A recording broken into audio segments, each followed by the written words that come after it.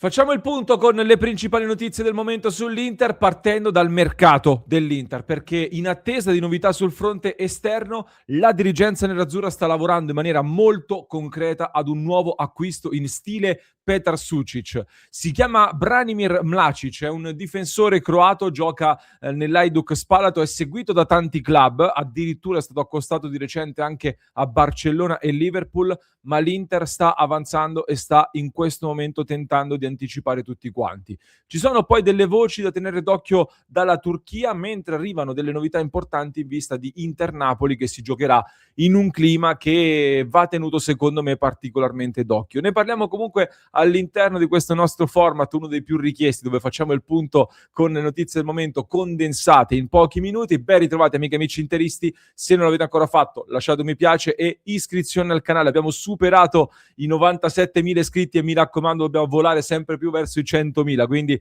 subito iscrizione al canale e poi vi aspetto nel club in queste ore. Non potete mancare ovviamente nella discussione accesissima del club di Passione Inter. QR code in alto da scannerizzare, link anche in descrizione.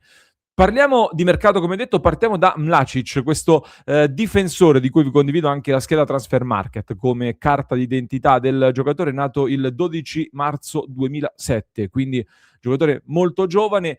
Da quello che so, da quello che sappiamo su Passione Inter, l'Inter stava valutando di portare Mladic subito a Milano per farlo passare però dall'Under 23 ed è un'opzione questa che non ha convinto troppo soprattutto la famiglia del giocatore, che invece è molto ambiziosa. E allora l'Inter ha cambiato un po' i propri piani, sta discutendo in questo momento con l'Hajduk Spalato con delle nuove modalità, per cui l'Inter vorrebbe lavorare ora su Mladic come fatto con Sucic di fatto un anno fa, cioè bloccarlo subito, comprarlo subito già a gennaio, si parla di qualcosa sopra i 5 milioni di euro come investimento, e poi fargli finire la stagione in Croazia per poi arrivare nell'azzurro, quindi la prossima estate. Non è un affare fatto ancora, è però un'operazione molto concreta, una pista molto calda con l'Inter che si sta avvicinando. Come abbiamo intravisto anche dalla scheda Transfer Market, Mladic è un difensore centrale, può giocare sia nella difesa 4 nei due centrali che da centrale nella difesa 3 di piede destro, quindi eventualmente un po' più sul centro-destra. È alto oltre 1,90 m, è abbastanza forte fisicamente, è un centrale diciamo con caratteristiche soprattutto difensive, ecco, non è un bastoni per capirci, è più un marcatore, quindi anche più da duelli, non ruvido, non uno cattivissimo, ma più anche pulito negli interventi, ma comunque efficace e sa fare anche il suo con i piedi in fase di impostazione. Chiaramente è un po' un centrale moderno, evidentemente. Ha 18 anni e a soli 18 anni è già un titolare fisso comunque dell'Hajduk Spalato, è nel giro della Croazia Under 21, da qui anche il grande interessamento di tanti club. Se si andrà avanti in maniera ancora più concreta, l'Inter si avvicinerà al completamento di questo affare, faremo sicuramente anche un contenuto ad hoc più approfondito. Nel frattempo vi dicevo di voci dalla Turchia, perché in Turchia sono davvero convinti che il Besiktas stia spingendo per avere Luis Enrique dall'Inter. Anche nelle ultimissime ore i giornali turchi e dei portali turchi hanno parlato di nuovi tentativi che il Besiktas starebbe facendo con l'Inter, un Inter che però al momento frena, e almeno da quello che dicono in Turchia l'Inter frena non tanto perché non vuole vendere Luis Enrique e non sarebbe pronta a discutere di Luis Enrique, ma perché già oggi l'Inter ha la coperta corta e dovesse cedere anche Luis Enrique in quel reparto lì a destra non ci sarebbe più nessuno. Quindi sarebbe una sorta di timida apertura del tipo: se arriva qualcuno potremo eventualmente riparlarne. Almeno per il momento devo dire che in Italia non sta avendo troppo risalto, non viene troppo ripresa questa notizia. A noi continua a risultare su Passione Inter che la dirigenza in realtà abbia fiducia su Luis Enrique, e che non solo, che i segnali che sta dando dopo queste 9 partite consecutive vengano visti come incoraggianti dallo staff nerazzurro, per cui sarei un pochino sorpreso. Anzi, resta per me abbastanza evidente il fatto che un innesto sulla fascia serva per essere un pochino più completi, per essere un pochino più tranquilli in questa seconda parte di stagione ed evitarsi anche problemi come la scorsa stagione, in cui eravamo qui a dirci: ma sai che forse un attaccante un po' più affidabile farebbe comodo? non è stato fatto e secondo me lo abbiamo pagato nella seconda parte di stagione. Ecco, quindi per non commettere lo stesso errore, secondo me un esterno sarebbe molto utile, un giocatore che però ovviamente deve essere abbastanza pronto subito perché ti deve dare un'alternativa in più immediatamente. Il mio sogno era quello, ecco, nel momento in cui hai scelto di provarci per Cancelo, di averlo già contro il Parma e poi, se non titolare, almeno 45-30 minuti contro il Napoli sarebbe stato molto utile. Non è stato possibile. Un altro nome che avevo fatto più di 10 giorni fa è quello di Dodò della Fiorentina che l'Inter sta valutando. Avete sentito adesso, dopo che l'abbiamo detto su Passione Inter, varie testate stanno riportando il nome di Dodò. Dubito che con l'arrivo di Paratici come DS della Fiorentina possa fare un favore all'Inter di Marotta, la vedo abbastanza difficile. C'è stata una suggestione che ci ha fatto un attimino balzare sul divano così nelle scorse ore che riguarda Frattesi, perché la pista Frattesi-Galatasaray sembra essersi un po' raffreddata anche se non è tramontata del tutto. Il Galatasaray però si è informato anche su altri profili, vuole un po' rispondere anche al Fenerbahce dopo il colpo Guendouzi. Hanno valutato anche Koop Meiners, che però la Juventus non può cedere in questo momento, è difficile cedere Koop Meiners in questo momento. Si è mosso su Frattesi anche il Nottingham in Premier League, squadra che comunque ha una buona disponibilità economica e un progetto ambizioso. Quando ho letto, ecco, questa notizia sul Nottingham interessato a Frattesi, subito mi sono saltato in piedi e ho detto allora facciamoci sotto per Ndoye, cioè loro vogliono Frattesi, noi andiamo a prenderci Ndoye, che l'ex Bologna, non so se ve lo ricordate al Bologna, ne parlavamo anche la settimana scorsa, ne parlavamo anche nel club con il nostro Matteo e non solo, quando facciamo anche le nostre sessioni di scouting sui giocatori. Ndoye sarebbe per me veramente il giocatore ideale. Già l'anno scorso era il profilo ideale secondo me nel caso in cui fosse partito Dumfries. Ecco, peccato che il Nottingham l'ha pagato veramente tanto, più di 40 milioni, e il Bologna dovrebbe avere anche una percentuale sulla rivendita. E soprattutto attorno a Natale, quindi 15-20 giorni fa, Ndoye si è fermato per un infortunio che però è abbastanza misterioso. Non trovo informazioni, qualcuno parla di problemi al polpaccio, ma non trovo informazioni reali sull'infortunio, quindi anche questa sarebbe poi una cosa da vedere, detto che è difficile comunque approfondire la pista a Ndoye. Comunque, uscendo anche dal mercato, ci stiamo avvicinando ad un Inter Napoli, come dicevo, in un clima abbastanza strano. Non so che ne pensate, perché intanto è ufficiale, arbitrerà Doveri, e il nostro Simone lo aveva previsto con un video che ha pubblicato sui nostri canali nella giornata di ieri. Al VAR ci saranno Di Bello e Di Paolo. Doveri c'era anche l'anno scorso a Napoli, Napoli-Inter, io mi ero molto arrabbiato per un fallo di Rachmani sulla caviglia di Thuram, perché Thuram si sapeva che era infortunato, che aveva dei problemi alla caviglia, e Rachmani va subito, secondo me di proposito, a intervenire sulla caviglia che faceva male a Thuram. Non è stato nemmeno ammonito e lo ha condizionato sicuramente nella gara il nostro attaccante. C'era stato poi un contatto McTominay-Dumfries in area di rigore in cui poteva starci un rigore per l'Inter. Dall'altro lato i tifosi del Napoli si sono lamentati per un tocco di mano di Dumfries in area di rigore che non è stato sanzionato, quindi partita che ha lasciato qualche strascico.